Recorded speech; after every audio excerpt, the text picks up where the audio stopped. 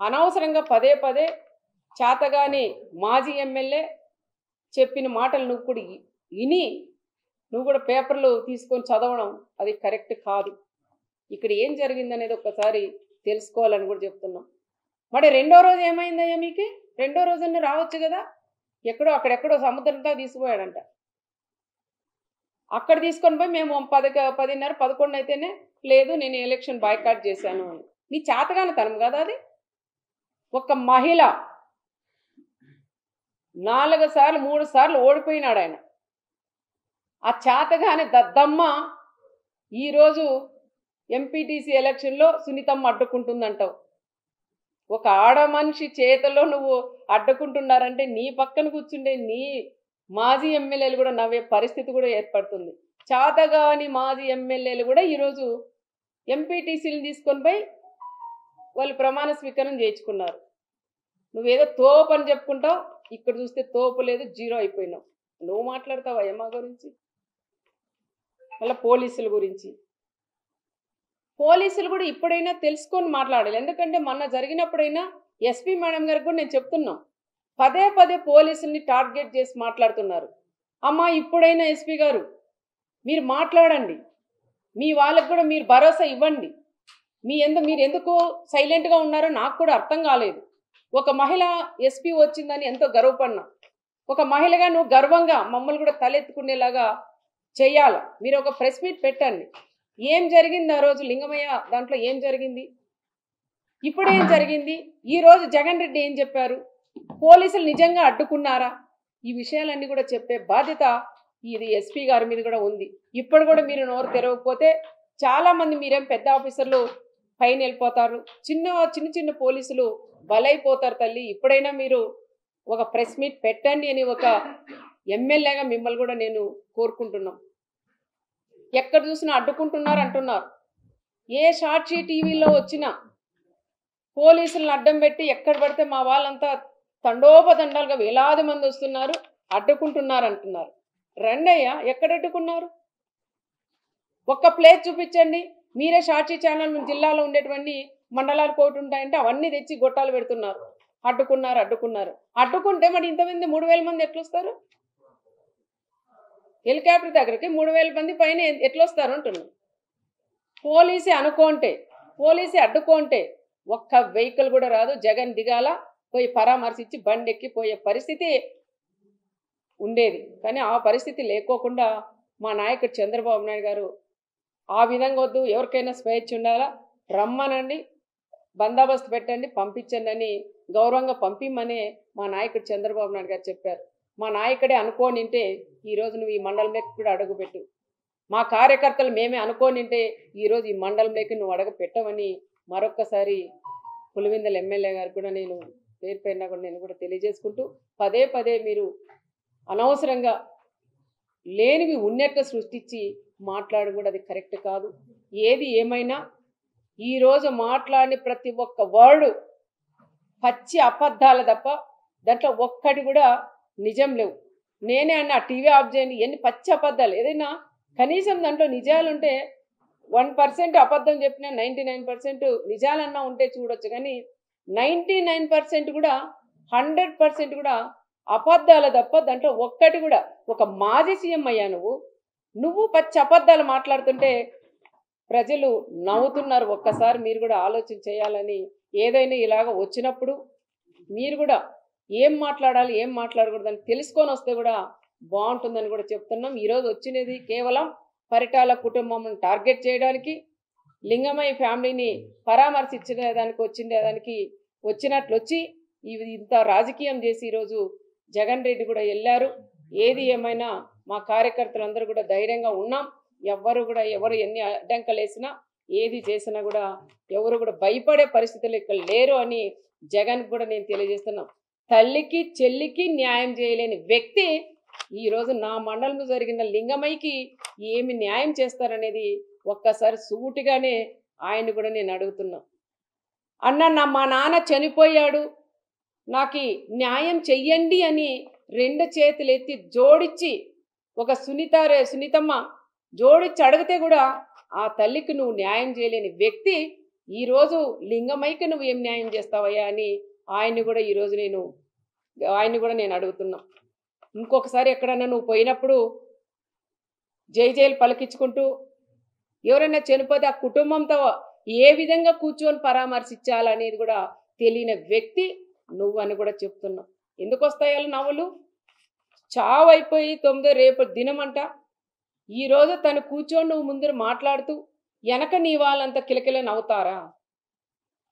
వాళ్ళు ప్రాణం పోగొట్టుకొని ఆ కుటుంబం ఏడుస్తుంటే నీ వాళ్ళు నీతో పాటి నీకు నవ్వేది తెలీదు, ఏడ్చేది తెలీదు, రెండింటికి సంబంధం లేకుండా నువ్వు అక్కడ కూర్చొని ఆ కుటుంబాలను ఆ విధంగా మీ వాళ్ళందరూ కూడా నవ్వుకుంటూ వాళ్ళని పరామర్శించేది కూడా అది కరెక్ట్ కాదని మరొకసారి జగన్ రెడ్డి కూడా తెలియజేసుకుంటూ, మా గ్రామాల్లో చిచ్చులు పెట్టావు, చిచ్చులు పెట్టొద్దు అన్నావు, పెట్టావు. ఇంకోటి మా కార్యకర్తలందరూ ఒకటే ఛాలెంజ్ చేశారు, నువ్వు వస్తున్నావు బీసీలను నువ్వు చెప్తున్నావు, మరి బీసీలు నువ్వు వచ్చినప్పుడు ఈ రాప్తాడు నియోజకవర్గం ఒక బీసీ అభ్యర్థికి ఇన్ఛార్జ్ ఇవ్వమని ఛాలెంజ్ చేసి మా బీసీలందరూ కూడా అడిగారు. కురువ కమ్యూనిటీకి సంబంధించిన లీడర్లు అడిగారు, వాల్మీకి సంబంధించిన వాళ్ళు అడిగారు. మరి నువ్వు అది చేసేకి నీ చేత కాలేదు, కానీ పచ్చి అబద్ధాలు చెప్పేక మాత్రం పాపరెడ్డిపల్లి హత్య లింగమైని వాడుకున్నాడని ప్రత్యేకంగా కూడా తెలియజేసుకుంటూ సెలవు తీసుకున్నాను. పోలీసుల్ని అదే చూడాలని, ఎందుకంటే ఈరోజు జగన్ రెడ్డి వస్తున్నాడు, పులివెందుల ఎమ్మెల్యే వస్తున్నారని పోలీసులు కూడా రెడ్ కార్పెట్ వేసి ఆహ్వానించినారు. ఆ రోజు మా నాయకుడు చంద్రబాబు నాయుడు గారు ఎక్కడికి వెళ్ళినా దాదాపు 74 సంవత్సరాలు క్యాన్వాస్ ప్రచారాలకు ఏదైనా ప్రోగ్రాములు పోయినా లైట్లు ఆఫ్ చేసి నడిపించిన రోజులు కూడా మేము కళ్ళారా మాకు కళ్ళకు కట్టినట్లున్నాయి.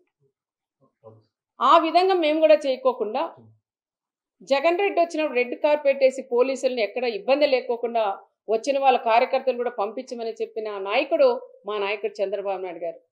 పోలీసు కూడా అదే విధంగా చేశారు. మరి పోలీసుని ఎందుకు టార్గెట్ చేస్తున్నారో అర్థం, అంటే నీకు రెడ్ కార్పెట్ వేసిన దానిక, లేదంటే ఎక్కడ వాళ్ళు అక్కడ కట్ చేసి ఉంటే నీ దగ్గరకు ఒక పిల్లకున్న కూడా నీ దగ్గరికి రాదు.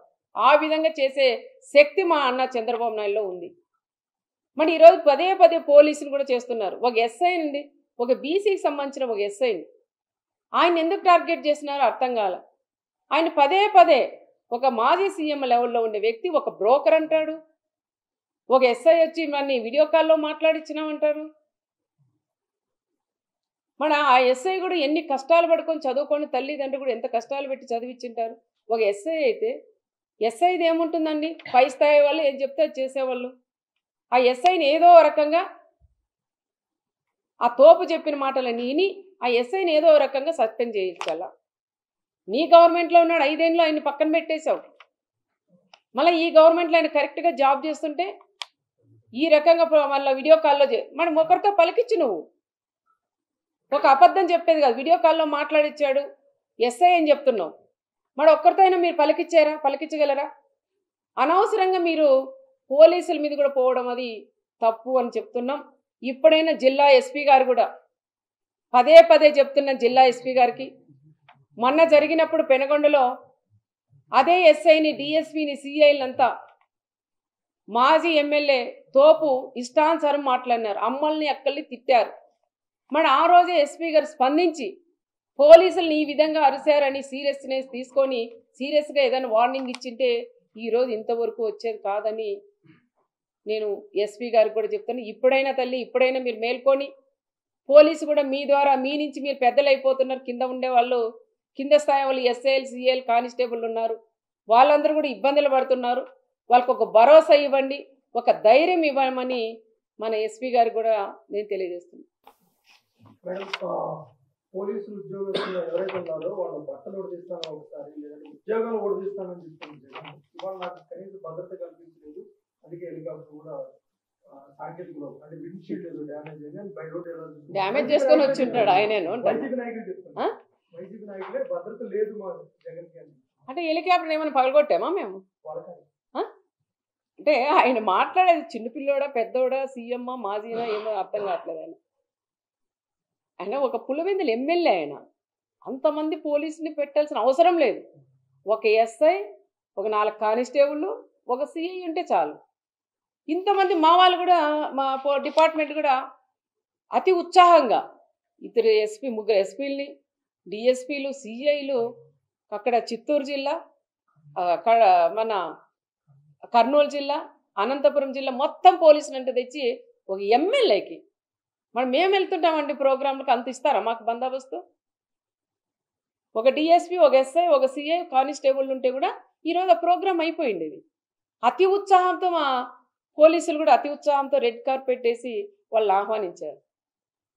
పోలీసులు ఎక్కడా కూడా వాళ్ళు ఎవరిని కూడా అడ్డుకోలేదు. ప్రతి ఒక్క కార్యకర్త వాళ్ళు అడ్డుకోకుండా వచ్చినారు. అడ్డుకోంటే అంతమంది ఎవరు కూడా రారు. అనవసరంగా వాళ్ళ ఛానల్ ఉంటాయి కొన్ని, ఆ ఛానల్ సాక్షి వాళ్ళైతే మండలానికి ఎవరు వచ్చినట్లున్నారు, ప్రతి ఒక్క వీధుల్లోనూ పెడుతున్నారు. అడ్డుకున్నారు. ఎక్కడ అడ్డుకున్నారయ్యా? మీ సాక్షి వాళ్ళు ఎవరైతే ప్రెస్ వాళ్ళు ఉన్నారో దమ్ముల మీద చేసుకొని మీరు చెప్పగలరా జగన్ రెడ్డికి పోలీసులు అడ్డుకున్నారని?